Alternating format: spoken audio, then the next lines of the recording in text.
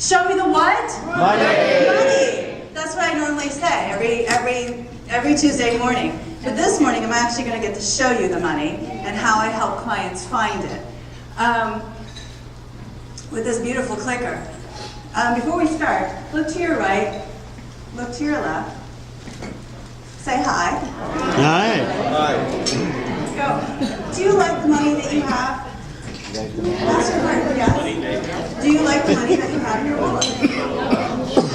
Do you like the money that you don't have or that you wish you did have? Yeah, of course. Do you remember the day when you were a child that you understood what the dollar meant? Oh, yes. And the excitement that your eyes lit up when your dad gave you $1 or your mom gave you $1 and they let you go to the store and buy your first piece of candy. So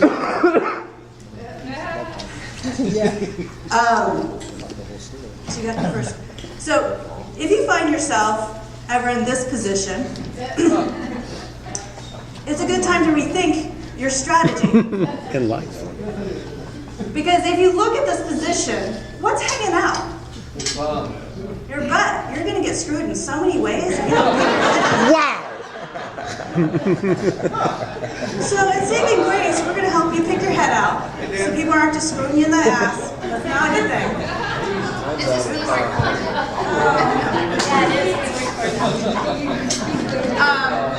Because we don't want you to get screwed. We actually come in and we help you. And we listen to you, we figure out what's going on. I want to share with you a couple of really great success stories with my clients. And then this past year, client A came to me grossing $4 million a year, which sounds like a great client. Sounds like why would they need a bookkeeper? Why would they need an accountant to come into their office? But they had a cash flow problem.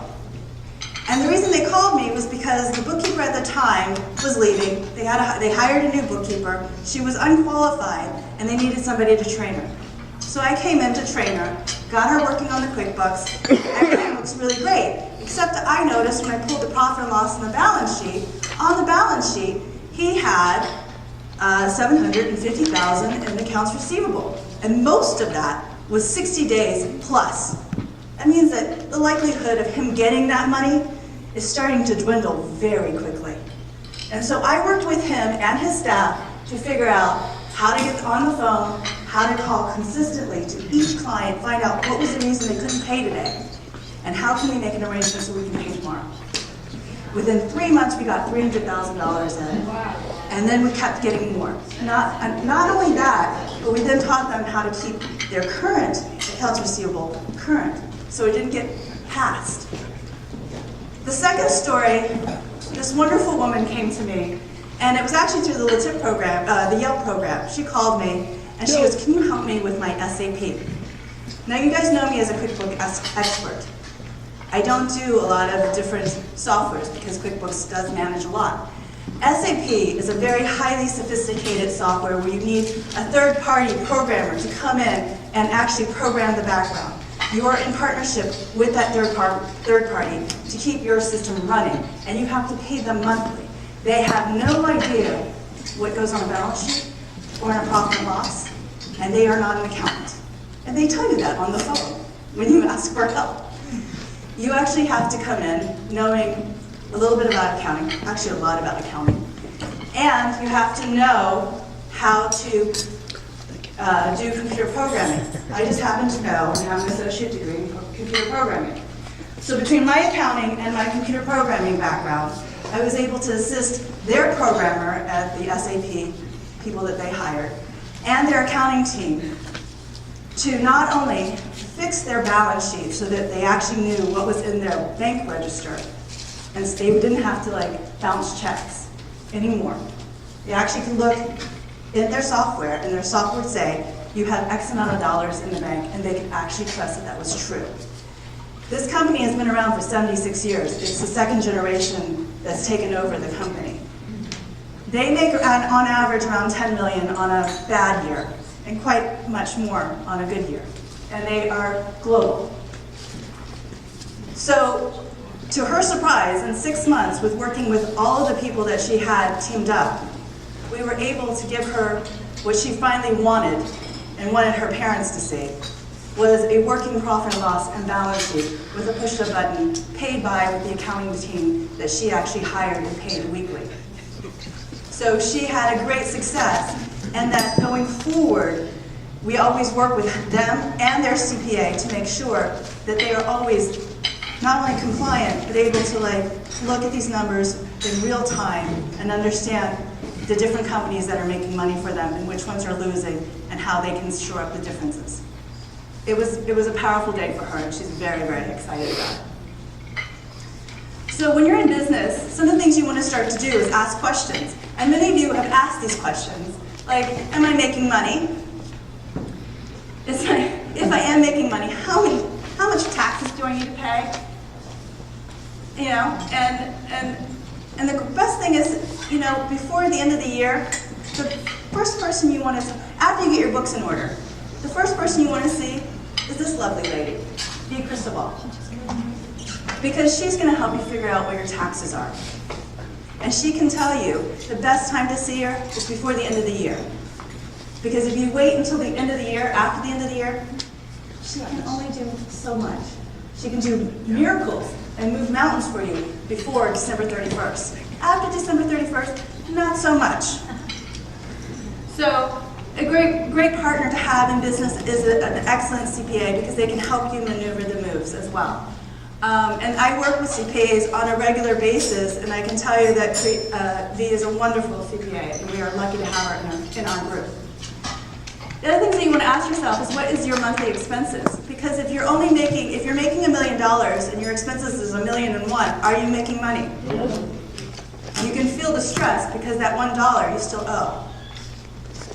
And then the other big question is the money that you're earning, are you spending it and getting pleasure out of it? Are you increasing your business? Are you seeing the returns of your investment? And that's really good. The only way you can see that is by being able to track it each month.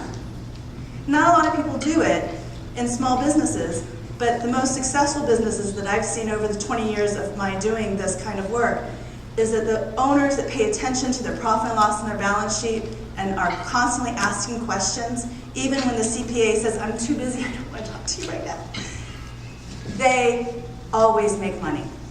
Good times, bad times, those kind of business owners have their eyes open, they're asking questions, they're figuring out, I'm stuck in this position, if I can't get out, I'm going to call Dan Gordon and get some coaching on getting my marketing going because apparently I'm not getting seen.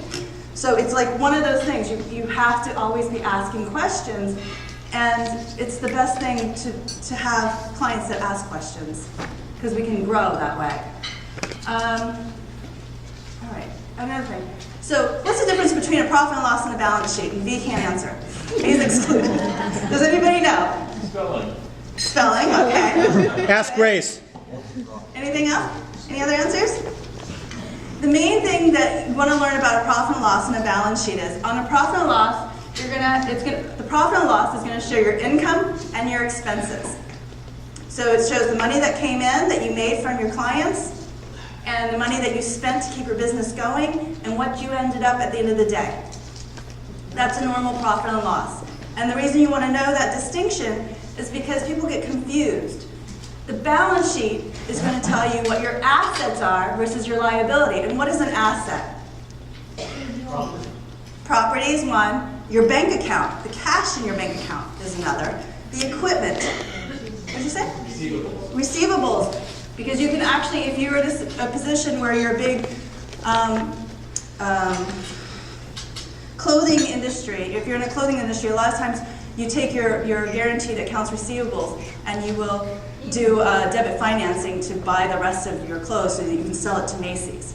So it's really important to know what your accounts receivables are. Your equipment is an asset. Your liabilities are going to be your credit card, your short-term loans, your long-term loans, your investment between yourself and the company. And then your equity down below is another portion of the show. And the reason they're very important to know is because if you look at this company, you can decide if it's a profitable company and it has ability to keep going forward, or if it's not. It's not just dependent on the income statement or the profit and loss. Many people think, oh, the profit and loss, they're making $4 million. They must be doing great. And then when you look on the balance sheet, they have a liability of like maybe $10 million. Well, if they don't have a contingency plan to make more money, they're not going to be able to pay off that debt. They aren't going to be sovereign for very long. So it's being able to understand how you use these two things that will motivate you to do better business. I can talk to you about many other arrays of things. I'm happy to take your calls. I will, in January 7th, we'll be doing a QuickBooks class for online. It's the first time I'm going to be doing it. I've been teaching it for a long, long time, and I've had a lot of people come to me, and my guarantee or promise that if you have people that are struggling with QuickBooks, I want you to get on the right step, the right foot. And it's not just for you, for anybody that you know that are struggling in their company or they have people that are struggling.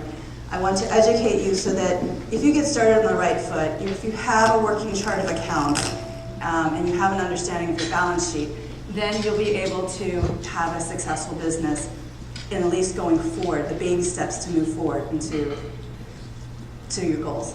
So, Grace, what are the things?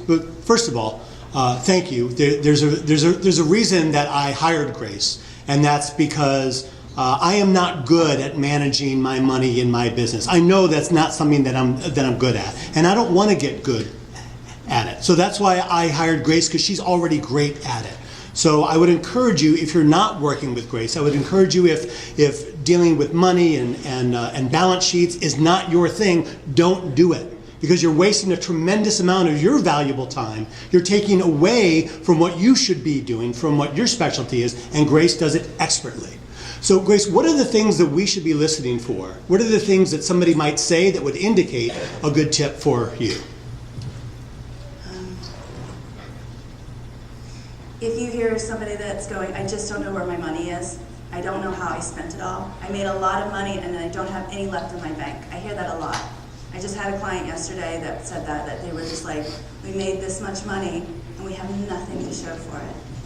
And it's disheartening because they worked really, really hard. And they're working really, really hard next year to make more money, and they're just trying to figure out how not to spend it all so that they can actually have something.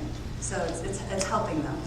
So that's perfect. You know, I mean, I'm sure we've all heard it. I don't know where my money goes. Then the answer to that question is, would you like to? I have somebody that you should talk to, and that is Grace. Grace, thank you so much.